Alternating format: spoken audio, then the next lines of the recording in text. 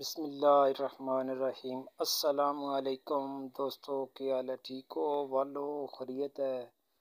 अच्छा दोस्तों, बीच मैं थोड़ी दिखा रहा 9वें महीने चो या 8वें चो हद 10वें महीने तक ये बीज लगने।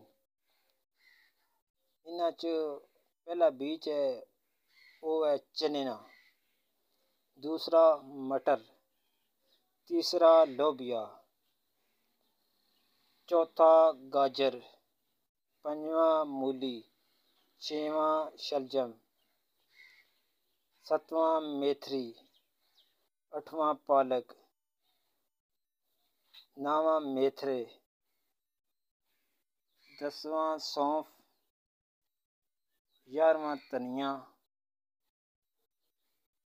12वां जवैन।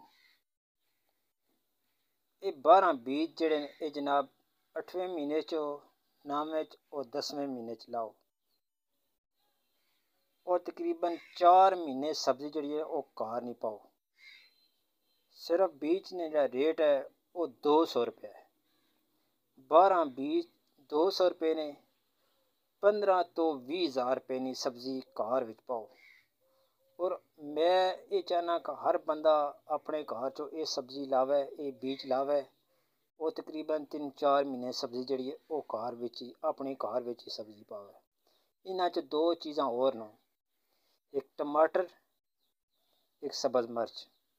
इन्हां ने पौधे लै लो, छोटे पौधे मिल जान, वो मिल जान, वो भी नाल ला लो तो घर नहीं सब्जी तकरीबन 4 महीने सब्जी जी है ना, बेशक 8 बंदे 10 बंदे घर ने ये सब्जी ये बीज पूरे कर सकते।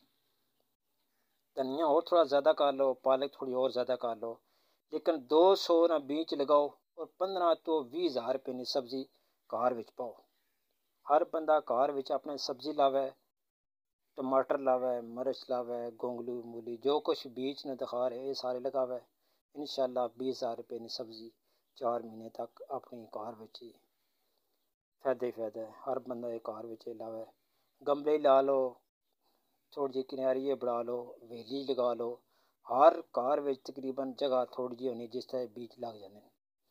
लाने का आसान तरीका है, मिट्टी की नरम करो, उसने विच गोबर मिक्स करो, हैल मिक्स करके 2 दिन छोड़ दो। 2 दिन के बाद इस बीज लगा दो। इंशाल्लाह 5 तो 7 दिन के अंदर अंदर बीज निकला सन।